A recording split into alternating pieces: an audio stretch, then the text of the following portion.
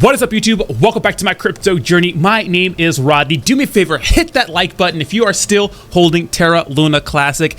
And I have an update video for you guys. Now, of course, I covered this story many times on my channel the last couple of days, but we have to go over because this is some very, very crucial information that you guys have to hear and have to see. First, we're going to start off with some price action and where the heck this chart goes next for Terra Luna Classic.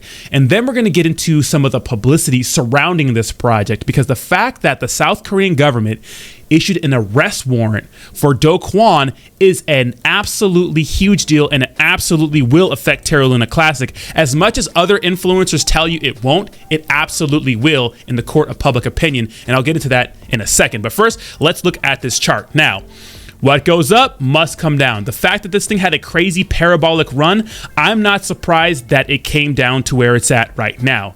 This would be a good new low, right? Higher lows for it to trade sideways at for a while. Now, we saw a huge consolidation period over like 2 months. Down here, about 407, 408, and 3010.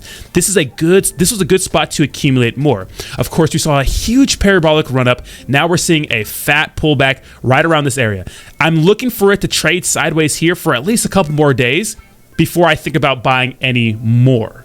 I think that's a good way to look at it. If it breaks below this support, and we can see that if we go back to the beginning of September, we had a few days of support right here. The next level of support is low teens, right? 3012, or back down to 407 or 8, which to me, it feel like we just gave up so much ground. Now, when this thing went parabolic, a lot of people were telling me like, oh, when I was telling people to take profits, they were like, oh, you're a fudder. Oh, you don't care about Terra Luna Classic, all these things. I care about you making money. The outcome has to be income. It's so important that when you ape into a project like this, you're up 300, 400, 500%. It's important to consider taking profits, or at least have a plan where you want to take some of the money you invested in. Now, if you aped it on a green candle and you're down right now, well, then you're probably better off just holding, right? But if you were down here and you made a ton of money and didn't take any profit right here, I wanted you to take profit so you could keep some of that money. Now, this doesn't mean we cannot pump some more. We can absolutely pump some more. But what we are seeing is that the volume has gone down a bit, and we need volume. Now, if we go back to Terra Luna Classic right here, on Coin market cap, we can see the volume has decreased 35% in the day, and the market cap is down 16%. I believe the volume hit a high of $3 billion.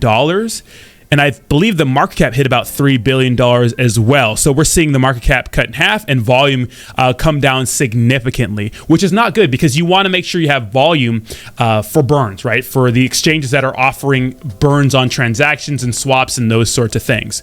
Now, recently, a lot of people have complained that Binance isn't doing enough for Terra Luna Classic holders by offering burns on swaps and those sorts of things. And there's a huge movement going around on Twitter where they're trying to force Binance into doing those things. I mean, maybe they will, maybe they won't. Historically, CZ doesn't really like Twitter shilling for things, especially getting listed on the exchange.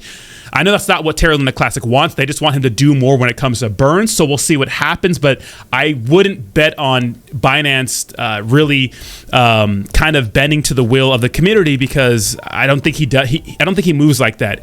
Even though Binance does control about 50% of these, the volume when it comes to Terra Luna Classic, I think this is all they're going to do for Terra Luna Classic holders, unfortunately. Hopefully they do more. We want them to do more, but we'll have to see what happens. So I'm looking for Terra Luna Classic to trade here for like a week or so, a couple more days before I'd feel confident about aping in any more to this project.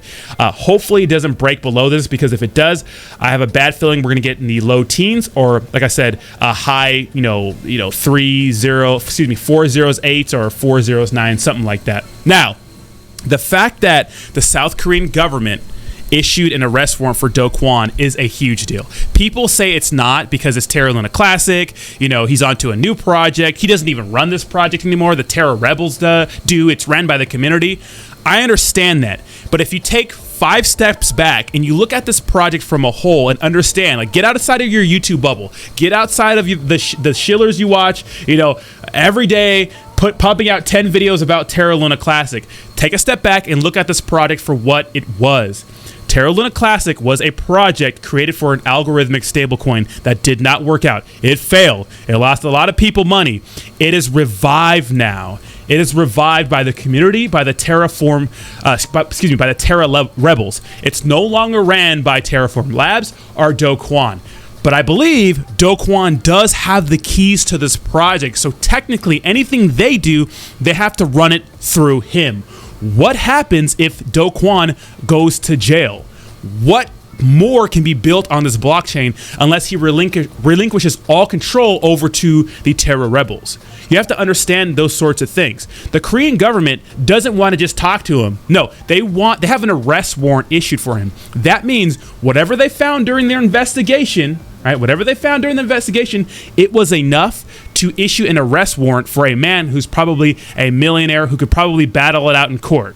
But they want him arrested. Now, the good news, which I don't know how long it's going to be good news for, is the fact that he's in Singapore.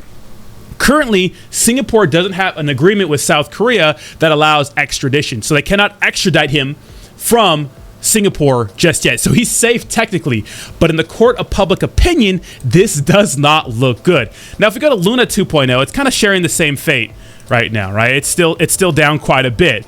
But remember, people, right, regular investors, whales, those sorts of things, they look at this project as a project that was ran by Kwon and abandoned.